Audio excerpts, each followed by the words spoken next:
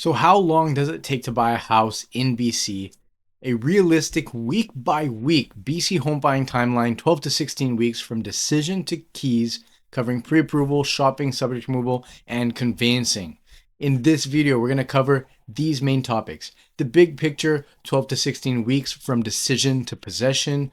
Week 1, mortgage pre-approval. Weeks 2 to 6, shopping and viewings. Week 7 to 8, writing the offer. Week 9 to 12, all the conveyancing information, completion date, possession date, the move, what slows down your timeline, and then also how to buy a home faster. So in Greater Vancouver, there are over 16,000 homes on the market right now, median price of just under $1.2 million, and an average days on market of $45. 45 days. So 45 days means the typical BC home is sitting on the market for about a month and a half before a buyer locks it down. This 45 days is a little bit skewed because if a home sits on the market for 300 days and never sells, it doesn't become part of that data set. So this is 45 days on market for a home that is well priced and actually does sell. So realistically, they estimate in this guide that the decide to buy to key in hand timeline runs about 12 to 16 weeks. Some buyers are faster, others are slower, but this guide will walk you through the BC home buying timeline week by week so you can plan your move, your mortgage, your possession date without guessing. A full timeline depends on 3 main things. Number 1, how long you want to spend shopping. Number 2, how much competition you face when you write an offer. And number 3, how clean your financing is the moment of acceptance. The week-by-week breakdown below assumes a buyer has stable income, no property to sell, so you're essentially a first-time buyer, and a standard CMHC insured or conventional mortgage. No funny business. So the big picture, so 12 to 16 weeks, half of it is spent shopping, the other half is paperwork, financing, conveyancing, and the window between offer acceptance to possession. And the conveyancing window itself is rarely shorter than 3 weeks and then rarely longer than 8 weeks. So here's a realistic timeline. Maybe if you put it into ChatGPT, that you'd get something like this. So week 1, mortgage pre-approval and broker selection. This can happen fairly quickly. I have a lot of tips on that. Weeks 2 to 6, shopping, viewings, narrowing your shortlist. Weeks 7 to 8, writing offers, negotiating and removing subjects. This could be long depending on competition, how many properties you like, and what kind of price points you're trying to get. Weeks 9 to 12, finalizing your financing, conveyancing, so transferring the property into your name, insurance. And then week 13 or later is your completion day. That's when you officially have a mortgage and you own the home. Possession day is when you get the keys, and your move-in day. A faster timeline happens in a hot market because things go fast, buyers write subject free, and your conveyancing is compressed as short as it can go. But a slower timeline can happen when you change your search area mid-process. Maybe you start looking in one area, you realize you don't like the homes available in that neighborhood, or you just don't like the neighborhood in general, so you start looking somewhere else. You kind of home process. It is a little bit shorter because you already have an idea of what you want, but we have to relearn the neighborhoods. And then also if financing runs into issues. And then sometimes there are properties that have a lot of strata documents that just take forever to review. So, a lot of things can extend the timeline. Very few things can make it happen faster. All right, so week number 1, mortgage and pre-approval, broker selection. The very first thing you want to do before you book a single showing is get pre-approved for a mortgage. And you can lock in your interest rate for 90 to 120 days. This protects you if, Canada will adjust rates while you're shopping. You do want that stability. Most BC lenders will offer 120-day rate holds. So you're good on that side. So talk to a mortgage broker rather than your bank. A broker can shop your file across 30 plus lenders, including credit unions, B lenders, that price differently than the big 6 banks. The big 6 banks are CIBC, Bank of Montreal, TD, RBC, and Scotia. Did I say Scotia? And then like Bank or something like that. So you can complete a broker pre-approval in about 2 to 4 business days. So despite what people think, it can be very, very quick to get your pre-approval in place. And then if you have your income documents and they're clean, so you need to have your most recent pay stub, 2 years of T4s or notices of assessment, and then proof of down payment seasoned 90 days. Self-employed people and commission buyers should add 1 to 2 weeks for this pre-approval step. So lenders want to see 2 full years of self-employment tax returns plus the most recent business financials. They scrutinize income very, very carefully for people that are self-employed. All right, now weeks 2 to 6, this is when we will start shopping and viewing. So this is where most of the variance lives, whether your timeline is condensed or whether it starts to expand. So some buyers find the right home right away in just about 2 weeks. Others will be shopping for 6 months. A 4-week active search is kind of the median for most BC home buyers. I'm finding this is true with pretty motivated buyers. When you're looking online, you're looking at dozens and dozens of homes and you're already narrowing them down. So by the time you actually take time to see them in person, you've reduced that list quite a bit and you already have a pretty good idea what you want. Now you just gotta get a feel for the building, the neighborhood, and the unit itself. A lot of times buyers will fall in love with one of the first homes they see when they go out to view properties. So things that will speed up shopping. So if you need a more condensed timeline, pay attention right now. You need to tighten your search criteria on 3 or fewer neighborhoods. Weekday viewings, because Saturdays and Sundays can sometimes be pretty crowded. Save searches with daily email alerts on new listings that you're going through every single day. Clear non-negotiables, things that you want and don't want in the home. No compromising. That's really helpful in trying to narrow down potential properties. Now, things that will slow you down are trying to compare condos against townhomes, against detached houses. So not really knowing what type of property you want to get into. This is a good sign that you don't really know what your non-negotiables are and you might be too flexible in your search criteria. Another one is adding a new neighborhood mid-search and then viewing properties without your pre-approval rate locked in. This is a big one because it's not like buying a stock. You can buy Amazon's stock today, you can buy it 6 months from now, it just might be at a different price. When you're home shopping, you don't know what inventory is going to be available. So you could be shopping, let's say 6 weeks without a pre-approval, you find that right home, suddenly you're scrambling to get pre-approved, you might have issues with your financing, it might get delayed, and then someone else snatches up that home. It could potentially take you another 6 weeks to find the next home now that you're pre-approved, and it may not even be as good as the one you fell in love with in the first place. So very important to get that pre-approval. Now, when you are categorizing your home, the homes that you want to look at, it's important to build a short list of 8 to 12 properties you want to view in person across, it says here 2 to 3 weeks. We can call it 1 to 2 weeks. Maybe we're viewing some during the week and then pushing other viewings to the weekends, and you should be able to get through most of those properties. But by the end of the 2nd to 4th week, you should have a pretty clear top 3 homes and potentially some homes that you're ready to submit an offer on. Week 7 to 8, writing offers and removing subjects. An accepted offer in BC is rarely the end of the story. Most offers include subjects or are also called conditions that protect buyers for 5 to 10 days while financing, inspection, strat document review, and insurance are confirmed. So standard subjects in BC, I'm going to read them out to you. There are a few more that I also include, but financing is going to be your main one. Your lender will double check the deal and will get you conditional approval. Make sure that the home passes all the check marks. Maybe they have to get an appraiser in to make sure the home's value is accurate. Inspection, you're going to get a licensed home inspector to go through the property and write your report.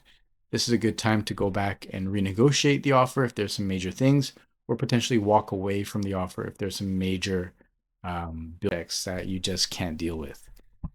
Strata document review.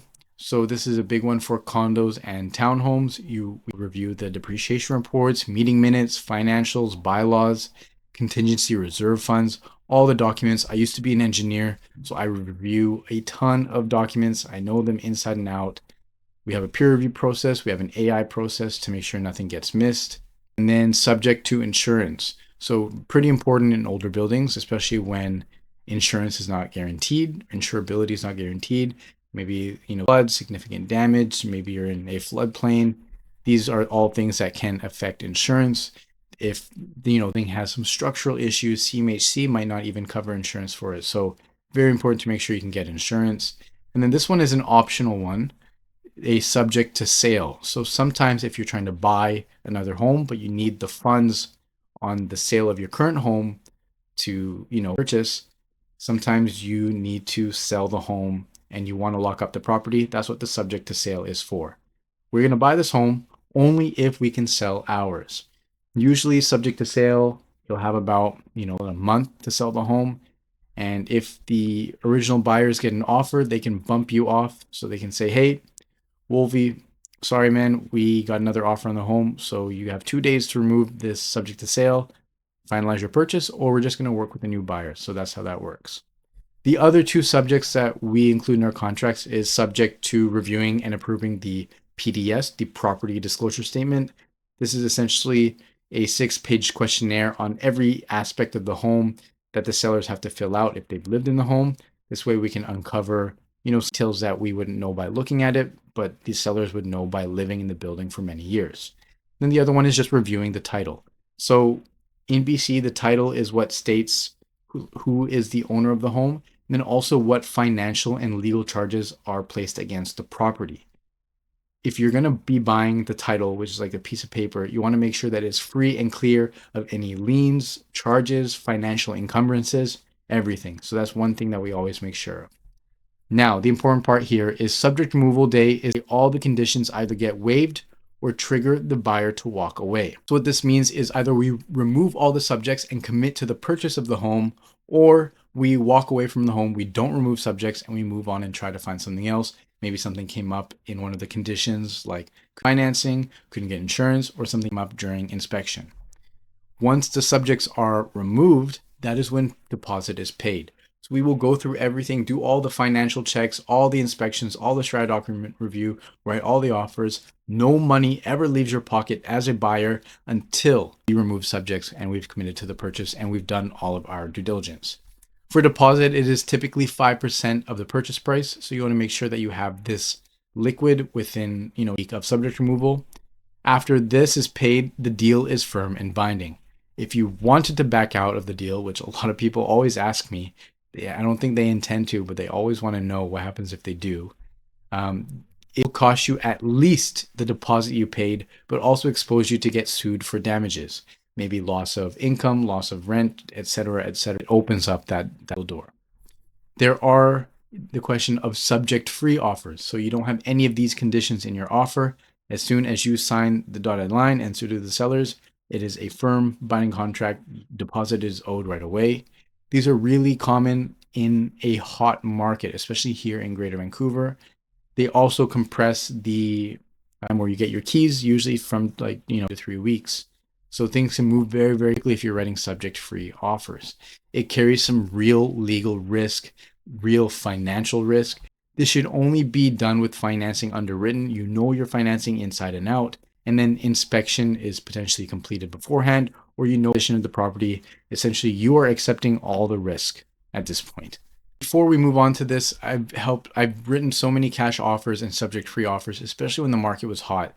The thing that we do as a realtor to mitigate some of the risk is we will make sure we get financing approved up front as far as we can without an accepted offer. Sometimes we'll write with a dummy offer. We will do a pre-inspection so we can get an inspector in so we can write our offer without subject to inspection. We review the documents ahead of time. We review the PDS ahead of time, title ahead of time. We get insurance lined up ahead of time. So we do all this work before we even submit an offer. And the reason we don't always do that is because, all this work up front, submit the offer, and then we won't get the offer accepted. So all that work just goes down the drain. It is worth it if our best chance at, the property is doing all this work up front. In a cooler or balanced market, more often than not, you're able to get these subjects on a contract, get it accepted, power shifts to you. So now you can do all of your due diligence and it's your choice whether or not to remove subjects. A much easier and more enjoyable way to buy a home.